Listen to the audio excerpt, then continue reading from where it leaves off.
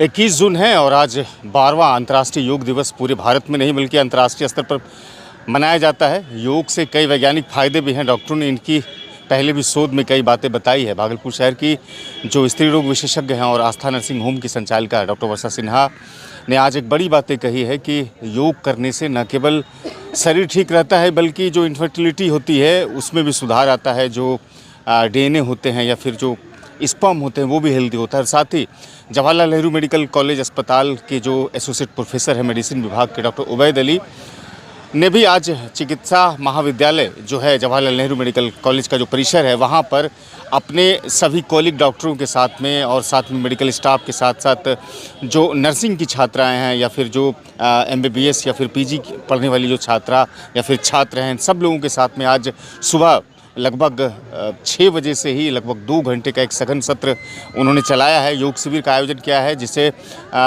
Common yoga protocol भी कहते हैं। खासतौर से चूँकि आज प्रधानमंत्री मोदी भी पश्चिम बंगाल में एक बड़ा भव्य शिविर में भागीदारी सुनिश्चित कर रहे हैं, लिहाजा आज जवाहरलाल नेहरू मेडिकल कॉलेज जो परिसर है वहाँ पर भी डॉक्टर उबैद अली और साथ में डॉक्टर मणिभूषण, डॉक्टर वर्षा सिन्हा और साथ में जो इस कॉलेज के प्राचार्य हैं, प्रिंसिपल हैं डॉक्टर संदीप लाल, डॉक्टर रत्नेश कुमार रत्नेश, उसके अलावा पम्मी राय, पंकज कुमार जो न्यूरो एक अच्छे डॉक्टर हैं न्यूरो के, वो लोगों ने भी हिस्सा लिया है।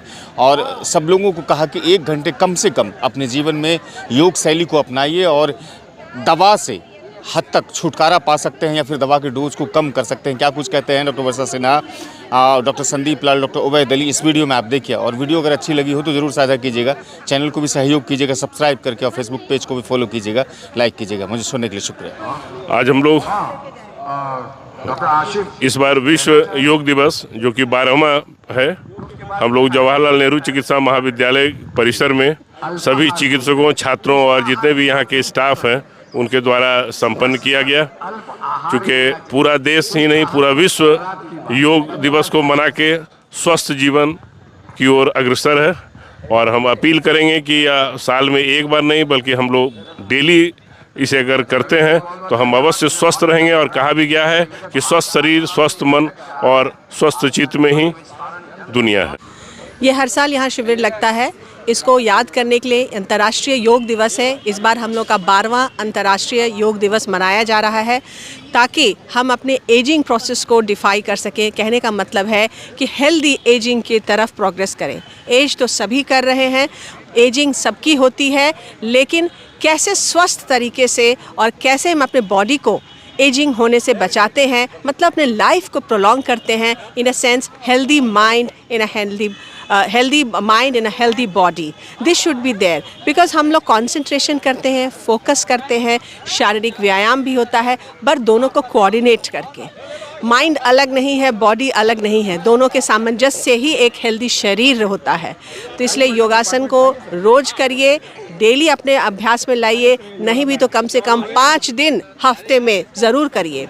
और कुछ बेसिक एक्सरसाइजेज जो बताए गए हैं डेफिनेटली कीजिए, प्राणायाम कीजिए, सांस की बीमारियों से दूर रहिएगा। आपकी जितनी भी बीमारियों में, बड़ी बड़ी बीमारियों में इतने सारी दवाइयाँ जो आप लोग लेते हैं उनके डोजेस को आप लोग कम कर सकते हैं योगासन करके। So we have to remain healthy and जब तक हम लोग हैं तब तक स्वस्थ रहें। मेरी यही सबके लिए शुभकामना है। सब लोग स्वस्थ रहिए, एक्सरसाइज कीजिए और दिनचर्या अपनी हेल्दी तरीके से जिए।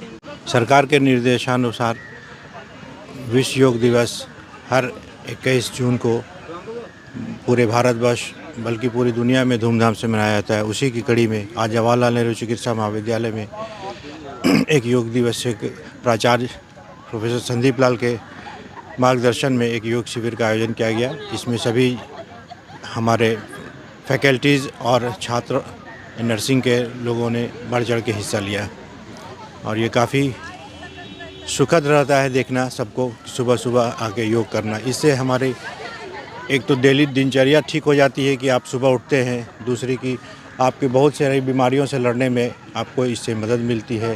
जैसे ब्लड प्रेशर हो, डायबिटीज़ हो, तो उनका भी एलोपैथिक में होता है कि एक फर्स्ट ट्रीटमेंट होता है लाइफ स्टाइल मॉडिफिकेशन। तो ये एक लाइफ स्टाइल मॉडिफिकेशन का एक हिस्सा है।